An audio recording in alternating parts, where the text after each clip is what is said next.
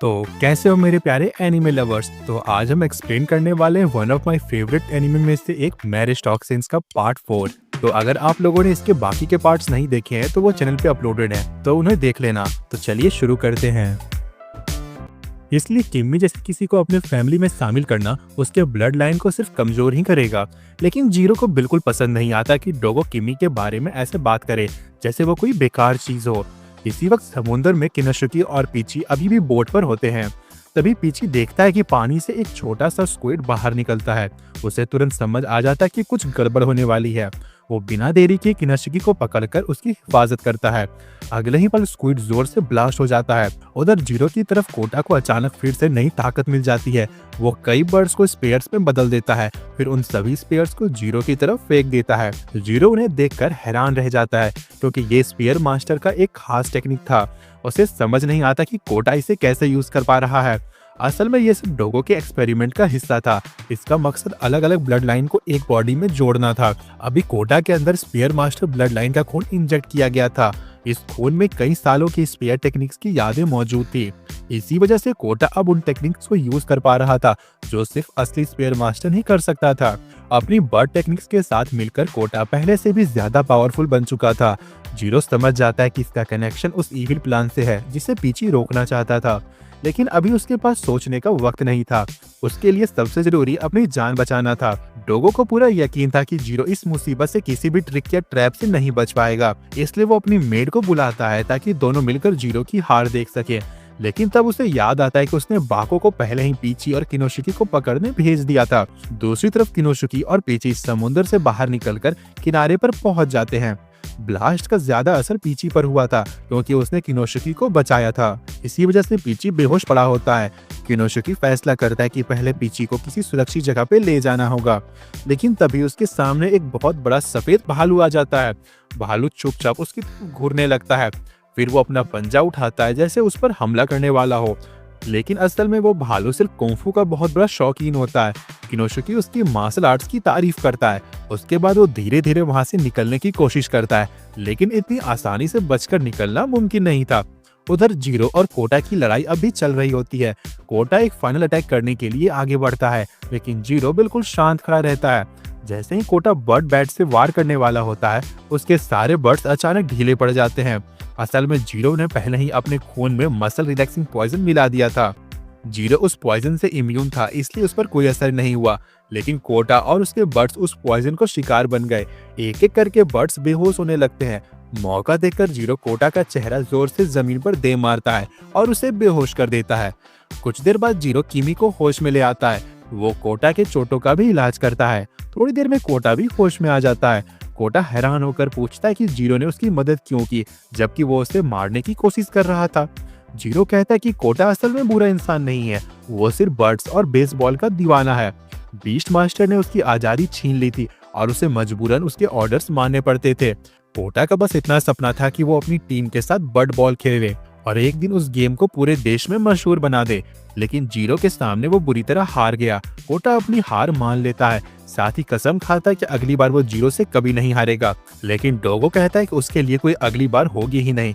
Spare master के खून को कोटा के खून के साथ मिलाने से उसे सच में बहुत ताकत मिली थी, लेकिन इस टेक्निक का एक बहुत बड़ा नुकसान भी था। दो अलग अलग मास्टर के ब्लड लाइन एक ही बॉडी में रह नहीं सकते थे। शरीर उस नए खून को रिजेक्ट करना शुरू कर देता था और आखिरी में ये रिएक्शन उस इंसान की मौत का कारण बन जाता था। डोगो को पहले से पता था कि ऐसा ही होगा, लेकिन उसे इस बात की बिल्कुल परवाह नहीं थी। उसके लिए कोटा सिर्फ एक इस्तेमाल करके फेंक देने वाला मोहरा था और अब कोटा की जिंदगी का सफर खत्म होने वाला था। इसी दौरान किनोशुकी जंगल में उस सफेद भालू से बचकर भाग रहा होता है, लेकिन आखिरकार भालू उस तक पहुंच ही जाता है। किनोशुकी को समझ ही नहीं आता कि क्या करे। खुशकिस्मती से उसी वक्त पीची को होश आ जाता है। वो तुरंत अपनी छुरी से भालू पर हमला करके किनोशुकी को बचा लेता है, लेकिन तभी पीची को अपने गर्दन पर एक लीच चिपकी हुई दिखती है। वो उसे हटाने ही वाला होता है, तभी भालू अचानक उस लीच को खींच लेता है और लेकर भाग जाता है। बाद में पता चलता है कि वो सफेद भालू असल में डोगो की मेड बाको थी। उसने ये सब सिर्फ पीची का खून हासिल करने के लिए किया था। ये सब डोगो के ऑर्डर पर हुआ था। अब डोगो के पास पीची का खून भी आ चुका था और जीरो और कोटा की लड़ाई के दौरान जो खून उसने इकट्ठा किया था वो भी उसके पास था। अब उसके मास्टर प्लान के लिए जरूरी सारी चीजें तैयार थी। जैसे पहले बताया गया था, अलग अलग ब्लड लाइन का खून एक दूसरे को रिजेक्ट करता है, लेकिन पॉइजन मास्टर का खून हर तरह के जहर को एक्सेप्ट करने की ट्रेनिंग पा चुका है, इसलिए उसमें रिजेक्शन की प्रॉब्लम नहीं होनी चाहिए थी। और भले ही पीछे किसी ब्लड लाइन से बिलोंग नहीं करता था, फिर भी उसका खून इंसान की स्ट्रेंथ और थिंकिंग स्पीड को इंसान की हद से भी ज्यादा बढ़ा देता था। अगर डोगो इन दोनों खून को मिला देता तो उसके पास दुनिया का सबसे पावरफुल वेपन बन जाता। इसी वक्त जीरो और किमी एक गुफा में आराम कर रहे होते हैं।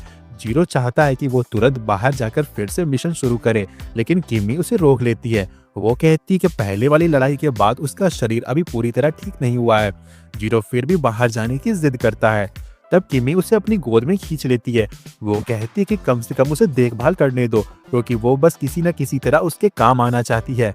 किमी बताती है कि वो एक ऐसे बीस्ट मास्टर है जिसे कभी किसी को मारने का कॉन्ट्रैक्ट नहीं मिला, और पहले उसे अपने कमजोरी की भी कभी परवाह नहीं थी, लेकिन अब वो सिर्फ छुपकर देख सकती है जब जीरो उसकी हिफाजत करते हुए खुद जख्मी हो जाता है। उसे सबसे ज्यादा दर्द इस बात का होता है कि वो खुद को बिल्कुल बेकार महसूस करती है। जीरो उसकी आंखों में छुपा हुआ दर्द देख लेता है। शुरू में उसका इरादा सिर्फ किमी को बचाना था, चाहे वो किसी काम की हो या नहीं, लेकिन अब उसने अपना फैसला बदल दिया था। जीरो कहता है कि अब वो दोनों मिलकर बीस्ट मास्टर को हराएंगे, और इस लड़ाई में उसे किमी की मदद की जरूरत होगी। किमी हैरानी से पूछती है कि क्या वो सच में उसकी मदद चाहता है। जीरो बिना झिझक कहता है कि हाँ, वो दिल से उसकी मदद चाहता है। ये सुनकर किमी फैसला करती है कि वो अपनी पूरी कोशिश करेगी ताकि जीरो की काम आ सके। किमी कहती है कि भले ही वो ज्यादा ताकतवर नहीं है, लेकिन उसके पास अभी भी खास ट्रिक्स हैं। उनमें से एक ये है कि उसके हैमस्टर्स पूरे आइलैंड को एक परफेक्ट मैप बना सकते हैं। ये मैप उनके लिए माउंटेन की तरफ जाते वक्त बहुत काम आएगा।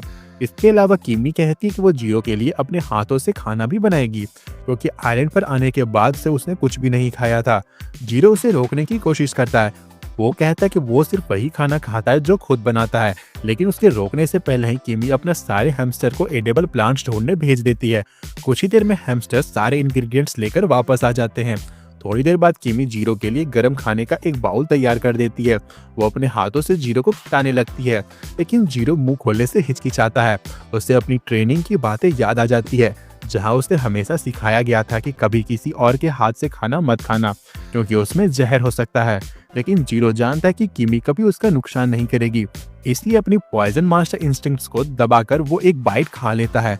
उसकी हैरानी का ठिकाना नहीं रहता, क्योंकि वो खाना सच में बहुत टेस्टी होता है। किमी ये सुनकर बहुत खुश हो जाती है। जीरो उससे पूछता है कि उसने इतना अच्छा खाना कैसे बनाया। किमी मुस्कुराकर कहती है कि उसने इसे बिल्कुल नॉर्मल तरीके से बनाया है। वो बताती है कि बचपन में जब उनके घर में पैसे खत्म हो जाते थे, तब उसका भाई हमेशा उसके लिए यही खाना बनाता था, और उसे ये बहुत पसंद था। हाँ, उसने जीरो की हालत देखकर इसमें कुछ छोटे मोटे बदलाव जरूर किए, जैसे मिर्च थोड़ी कम कर दी और खाने को ज्यादा देर तक पकाया ताकि उसके निगलने में आसानी हो। इसके अलावा उसने सब कुछ बिल्कुल वैसा ही बनाया था जैसा उसके भाई बनाया करता था।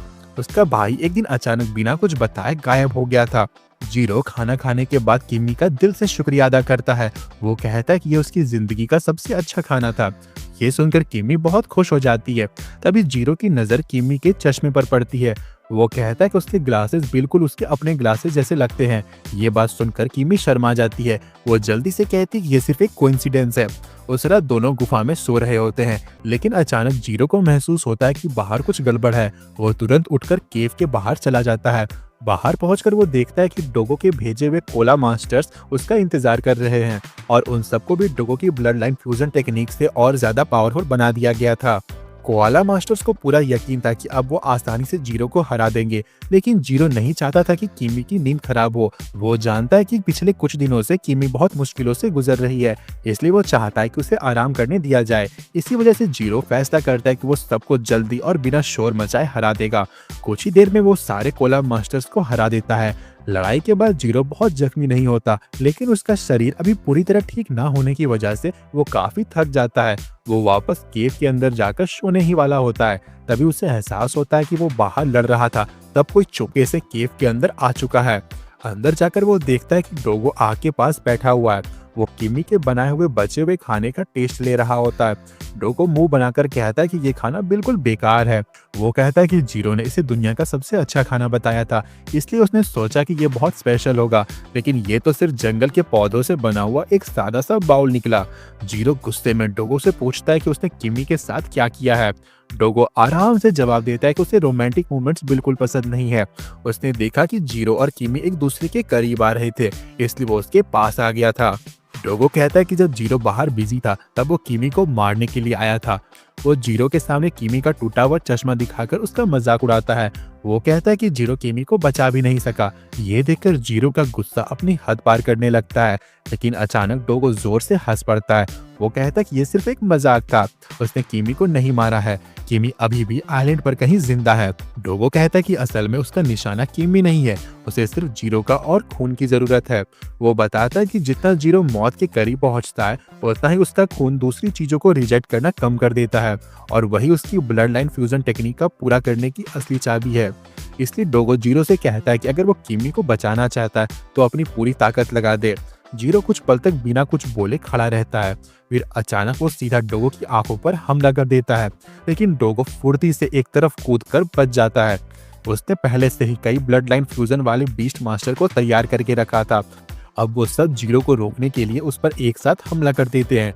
इसी दौरान किमी को होश आता है। वो देखती है कि उसे एक जेल में कैद कर दिया गया है। ये वही जगह थी जहां डोगो छोटी फैमिलीज की बीस्ट मास्टर्स पर एक्सपेरिमेंट करता था। किमी को एसोसिएशन मीटिंग के दौरान कुछ बीस्ट मास्टर के गायब होने की अफवाह सुनने को मिली थी। अब उसे समझ आ जाता है कि वो सब इसी जगह पे कैद किए गए थे, लेकिन किमी को यहाँ चुपचाप बंद रहने का कोई इरादा नहीं था। असल में उसकी किडनैपिंग से पहले ही उसका एक हैमस्टर उसके गले के अंदर छुप गया था। किमी तुरंत उस हैमस्टर को बाहर निकालती है, फिर वो उसे हवा के वेंट के अंदर भेज देती है ताकि वो किसी को मदद के लिए बुला सके। उधर जीरो केव के अंदर डोगो को भेजे गए बीस्ट मास्टर से लड़ रहा होता है। उन सबका सामना करने के लिए जीरो खुद को पॉइजन की डबल डोज इंजेक्ट कर लेता है। कुछ ही देर में वो सारे बीस्ट मास्टर को हरा देता है। डोगो को पहले से ही पता था कि ऐसा ही होगा। वो जानता है कि थका हुआ होने के बाद भी जीरो दुनिया का सबसे पावरफुल मास्टर्स में से एक है। उसके सामने उसकी ब्लड लाइन फ्यूजन टेक्निक भी बेकार लगती थी, लेकिन डोगो का प्लान कभी भी जीरो को स्किल के दम पर हराने का था ही नहीं। उसका असली प्लान था कि बहुत बड़ी नंबर्स में बीस्ट मास्टर भेजकर जीरो को थका दिया जाए। चाहे जीरो कितना भी पावरफुल क्यों ना हो, इतने सारे दुश्मनों को एक साथ सामना करना उसके लिए भी मुश्किल था। आखिरकार बाकी बचे हुए बीस्ट मास्टर बिल्कुल जीरो की जमीन पर दबा देते हैं। अब जीरो के पास बचने का कोई आसान रास्ता नहीं बचा था। वो सोचता है कि एक और ट्रिपल डोज पॉइजन इंजेक्ट करके अपनी ताकत बढ़ा ले, लेकिन वो जानता था कि ऐसा करते ही शायद उसकी वही मौत हो जाएगी, इसलिए उसके लिए ये ऑप्शन बिल्कुल भी मुमकिन नहीं था। जीरो मौत के और करीब ढकेला जा रहा था। उसे अपनी ट्रेनिंग के दौरान सिखाई गई बात याद आ गई थी कि चाहे वो एक पॉइजन मास्टर हो, फिर भी उसे इस बात का ध्यान रखना चाहिए कि वो कितना पॉइजन यूज कर रहा है, क्योंकि अगर एक साथ बहुत ज्यादा पॉइजन ले लिया तो वो खुद भी ओवरडोज का शिकार हो सकता है। और एक पॉइजन मास्टर होने के नाते उसे तब तक नहीं मरना चाहिए जब तक उसकी लास्ट विश एक बिल्कुल परफेक्ट पॉइजन बनाना कंप्लीट ना हो जाए। बीस्ट मास्टर सब मिलकर जीरो को लगातार पीट रहे थे, लेकिन अचानक उसके नीचे पानी का एक तालाब सा बनने लगा। अगले ही पल सभी बीस्ट मास्टर हवा में उछाल दिए गए, क्योंकि ओशिनो उसकी मदद के लिए आ गई थी। जीरो को समझ नहीं आया कि आखिर ओशिनो यहाँ क्यों आई है, लेकिन ओशिनो ने साफ कह दिया कि उसका जीरो से दोस्ती करने का कोई इरादा नहीं है। वो सिर्फ इसलिए यहाँ आई है क्योंकि उसके काउंसलर ने उसे इस काम के लिए हायर किया था। इसके अलावा पिछली बार जीरो ने उसकी जान बख्श दी थी, इसलिए ओशिनो पर उसका एक एहसान भी था, और ओशिनो की पॉलिसी है कि हर बिजनेस डेब्ट को चुका देना चाहिए। लेकिन वो इस बात से काफी गुस्से में भी थी कि जीरो एक मास्टर होते हुए इतना कम पैसे वाले जॉब्स ले रहा है। अगर वो ऐसे ही करता रहा तो बाकी मास्टर के काम की कीमत भी गिर जाएगी। हालांकि ये बात बाद में होगी, क्योंकि अभी उन्हें बहुत सारे बीस्ट मास्टर को सामना करना था। उधर दूसरी तरफ आइलैंड में पीची किनोशुकी को उठाकर बहुत सारे बीस्ट मास्टर से भाग रहा था, और उसके दिमाग में काफी देर से एक सवाल चल रहा था। वो यहाँ इसलिए आया था क्योंकि वो डोगो को रोकना चाहता था ताकि अपनी गर्लफ्रेंड के साथ एक कैफे बना सके, लेकिन उसे समझ नहीं आ रहा कि जीरो किमी की मदद करने के लिए इतना ज्यादा क्यों लगा हुआ है। किनोशुकी ने समझाया कि असल में बात जीरो के लिए एक वाइफ ढूंढने की है। वो लोग परफेक्ट पार्टनर की तलाश कर रहे हैं, और इसी वजह से वो लोग दूसरों की मदद करने वाले जॉब्स लेते रहते हैं ताकि जीरो नई लड़कियों से मिल सके। पीची को किनोशुकी की बात कुछ हद तक समझ आ गई, लेकिन उसने कहा कि अगर सिर्फ वाइफ ढूंढने का मकसद है तो इससे कहीं बेहतर तरीका भी होगा, जैसे डेटिंग एप्स या सिंगल मीट, जहां उसे अपनी जान खतरे में ना डालनी पड़े। किनोशुकी ने मान लिया कि पीची की बात सही है, लेकिन उन्होंने पहले सब ट्राई कर लिया था, और किसी वजह से यही तरीका जीरो के लिए सबसे अच्छा काम करता था। शुरुआत में जीरो को खुद भी यकीन नहीं था कि वो लोगों की मदद कर पाएगा, लेकिन अब तक उसने काफी अच्छा काम किया था, और चाहे उसने कभी खुलकर नहीं कहा हो, किनोशुकी को लगता है कि जीरो हमेशा से अपनी ताकत का इस्तेमाल लोगों को खुश करने के लिए करना चाहता था। पीची ने कहा कि अब उसे बात समझ आ गई है, लेकिन उसने पूछा कि क्या जीरो सच में ठीक रहेगा, क्योंकि इस वक्त बीस्ट मास्टर उस पर भी हमला कर रहे होंगे और क्लोज कॉम्बैट वैसे भी उसकी स्पेशलिटी नहीं है, इसलिए उसके मरने का काफी खतरा है। लेकिन किनोशुकी ने कहा कि ऐसा होने का कोई चांस नहीं है, क्योंकि उसने प्रिकॉशन के तौर पर जीरो के लिए थोड़ा बैकअप बुला रखा है। इसी बीच जीरो और ओशिनो बीस्ट मास्टर की भीड़ से लड़ते हुए पूरी कोशिश कर रहे थे। ओशिनो अब थोड़ी परेशान होने लगी थी, क्योंकि उसने अंदाजा नहीं लगाया था कि उसे इतने सारे छोटे मोटे दुश्मनों से निपटना पड़ेगा, और अगर ऐसा ही चलता रहा तो उसके पास एमओ के रूप में इस्तेमाल होने वाला सारा ग्राउंड वाटर खत्म हो जाएगा। जीरो ने भी ये बात समझ ली, इसलिए वो ओशिनो के पास गया और उससे एक काम में मदद मांगी। ओशिनो ने कहा कि उसके पास जीरो के ऑर्डर्स मानने की कोई वजह नहीं है, लेकिन जीरो ने कहा कि उसे वाकई उसकी मदद की जरूरत है, इसलिए आखिरकार ओशिनो मान गई। कुछ ही देर बाद जीरो ने गहरी पॉइजन गैस का एक बड़ा क्लाउड छोड़ दिया। बीस्ट मास्टर को पहले से ही अंदाजा था कि जीरो ऐसा कोई ट्रिक यूज करेगा, इसलिए सबने तुरंत अपने मुंह ढक लिए और उससे दूर जाने लगे। उन्हें लगा था कि वो बस पॉइजन गैस खत्म होने का इंतजार कर लेंगे, लेकिन अचानक पॉइजन सीधा उनकी नाक और मुंह के अंदर घुसने लगा। इसके पीछे ओशिनो थी। जीरो ने अपनी पॉइजन में ओशिनो के पानी मिला दिया था, जिस वजह से ओशिनो उस पॉइजन के मिस्ट में बदलकर उसकी डायरेक्शन कंट्रोल कर सकती थी, और उसने पॉइजन को जबरदस्ती गूंज की सांस के रास्ते अंदर भेज दिया। जब आखिरी गूंज भी पॉइजन का शिकार हो गया, तब दोनों को आखिरकार थोड़ा आराम करने का मौका मिला। ओशिनो खुश थी कि उसका प्लान काम कर गया, लेकिन उसने जीरो से कहा कि अगली बार ऐसे प्लान्स पहले से बता दिया करे। उसके बाद उसने कहा कि अब उन्हें चलना चाहिए, क्योंकि टाइम ही पैसा है। जाने से पहले जीरो ने ओशिनो से कहा कि वो सच में खुश है कि वो उसकी मदद के लिए आई। जीरो की ये बात सुनकर ओशिनो शर्मा गई, उसका कान बिल्कुल लाल हो गए थे। इसी बीच बीस्ट मास्टर प्रिजन में किमी अपने चौकर की वजह से मौत के करीब पहुंच चुकी थी। पहले डोगो ने कहा कि उसके पास सिर्फ लगभग 3 दिन बचे हैं और आज तीसरा दिन था, इसलिए अब उसके पास ज्यादा से ज्यादा कुछ ही घंटे बचे थे।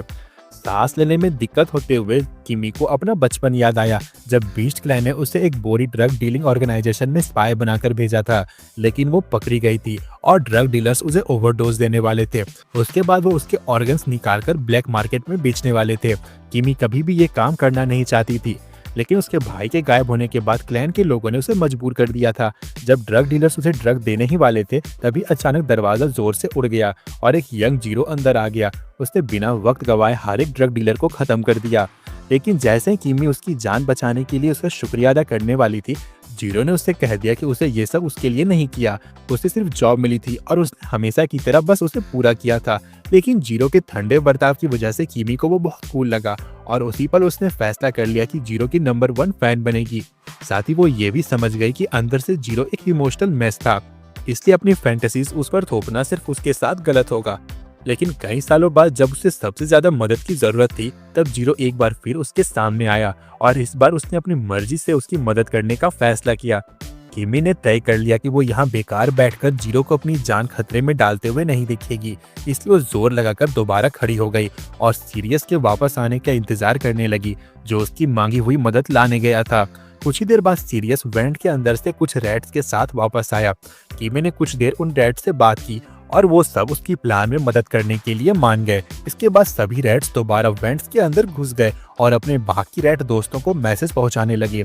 आखिर में प्रिजन की हर एक सेल के ऊपर एक रैट तैनात हो गया। तब किमी ने अपनी टेक्निक्स का इस्तेमाल करके खुद को सभी रैट से लिंक कर लिया और उनके जरिए प्रिजन के सारे प्रिजनर्स तक एक मैसेज पहुंचाया।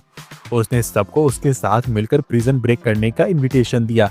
दूसरी तरफ पीची और किनोशुकी बस एक सीक्रेट एंट्रेंस ढूंढ लेते हैं। दोनों उसके अंदर चले जाते हैं और एंट्रेंस की हिफाजत कर रहे कुछ बीस्ट मास्टर को हराने के बाद वो एक बड़े दरवाजे के सामने पहुंच जाते हैं। पीछे दरवाजा खोलता है और अंदर वो डोगो को अपना एक्सपेरिमेंट लगभग पूरा करते हुए देखता है। पीछे तुरंत आगे बढ़ता है, तैयार डोगो को हराने के लिए। डोगो ज्यादा परेशान नहीं दिखता क्योंकि उसके एक्सपेरिमेंट लगभग पूरा हो चुका था, लेकिन उसे बस थोड़ा और वक्त चाहिए था। इसलिए उसने बाको से कहा कि वो उसके लिए 10 सेकेंड खरीद दे, लेकिन बाको बिना झिझके ये काम मान लेती है और अपनी मॉडिफाइड ब्लड लाइन एक्टिवेट कर देती है, जिसकी वजह से वो बियर का साइज कई गुना बढ़ा कर देती है और उसकी पूरी ताकत का इस्तेमाल करके पीची पर हमला कर देती है। जब से बाको छोटी थी तब से उसके परिवार को बीस्ट क्लैन के बाकी लोगों ने अलग कर दिया था, क्योंकि उनकी टेक्निक्स दूसरों से बिल्कुल अलग थी। जहां ज्यादातर बीस्ट क्लैन के लोग अपने बीस्ट के साथ बॉन्ड बनाते थे, वहीं बाको का परिवार की टेक्निक ने उसे मरे हुए जानवर की बॉडी को सूट की तरह पहनकर उसकी ताकत से लड़ना पड़ता था। एक बहुत बुरी मिशन के बाद बाको की माँ बहुत बुरी तरह से इंजर्ड हो गई और हमेशा के लिए बिस्तर पर पड़ गई। बीस्ट क्लैन के पास ऐसे केसेस के लिए हॉस्पिटल भी था, लेकिन बाको की मां को वहां ट्रीटमेंट लेने का इजाजत नहीं मिली, क्योंकि बीस्ट क्लैन के दूसरे लोग उन्हें एक आउटकम मानते थे। बाको ने उसे बहुत विनती की कि कम से कम उसकी मां के लिए डाउन खरीद दिया जाए, लेकिन उसे दरवाजे से ही वापस भेज दिया गया। जब वो घर लौटी तब उसकी मां अपनी इंजरीज की वजह से मर चुकी थी। अपनी मां की मौत से बाको पूरी तरह टूट गई और कैबिन में बस पड़ी सोचती रही कि दुनिया इतनी नाइंसाफी क्यों है। तभी एक दिन डोगो उसके पास आया। उसे बाको के साथ जो कुछ हुआ था सब पता चल चुका था और वो भी मानता है कि इस दुनिया के बेवकूफ रूल्स बिल्कुल गलत हैं। इसलिए उसने बाको को एक वादा किया। उसने कहा कि वो दोनों मिलकर इस दुनिया को तबाह करेंगे और फिर इसे दोबारा बनाएंगे, ताकि उन्हें दोबारा कभी ऐसी तकलीफ से सहना न पड़े। डोगो के उस वादे ने बाको को उस वक्त जीतने और लड़ने की वजह दे दी जब वो अंदर से बिल्कुल खाली हो चुकी थी। इसलिए वो डोगो के लिए अपनी जान तक दांव पर लगाने को तैयार है, लेकिन पीची के सामने वो ज्यादातर टिक नहीं पाती। पीची उसके पूरे शरीर पर गहरी वार कर देता है और ये सब करते वक्त उसे जरा भी मेहनत नहीं करनी पड़ती। पीची खुद को कोई हीरो नहीं मानता, क्योंकि वो ये सब सिर्फ इंसाफ के मॉरल्स के लिए नहीं कर रहा था।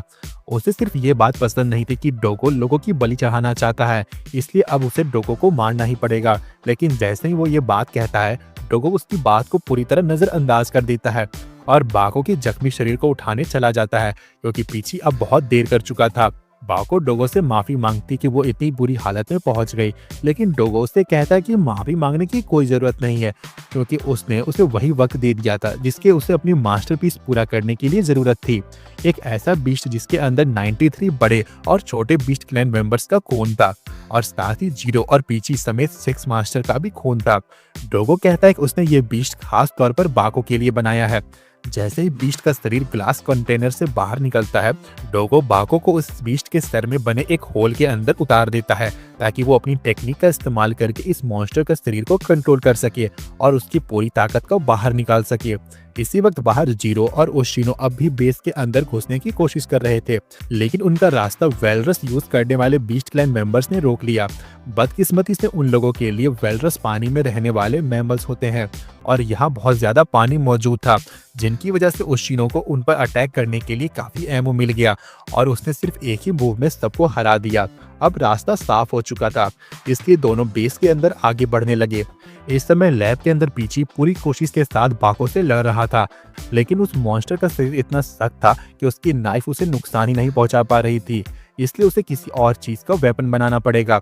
वो अटैक से बचते हुए पूरे एरिया को ध्यान से देखने लगा और आखिरकार उसके दिमाग में वहां बिखरी हुई हड्डियों का वेपन बनाने का आइडिया आया।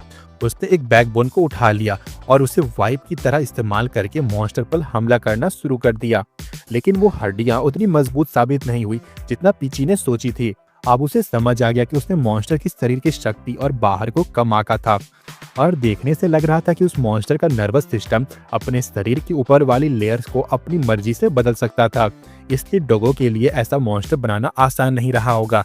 हर बार जब पीची उसके शरीर से किसी हिस्से को नुकसान पहुंचाता तो उसका फर्स्ट लेयर तुरंत अपनी जगह बदल लेता, जिसकी वजह से पीची को कोई भी बड़ा फायदा नहीं मिल पा रहा था।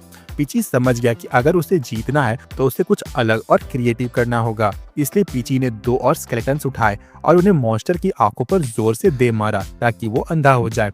जब मॉन्स्टर देख नहीं पा रहा था तब पीची ने सोचा कि वो उसके पीछे जाकर एक ही बार में उसका काम तमाम कर देगा, लेकिन अटैक करने से पहले ही बाको एक कदम आगे निकल चुकी थी।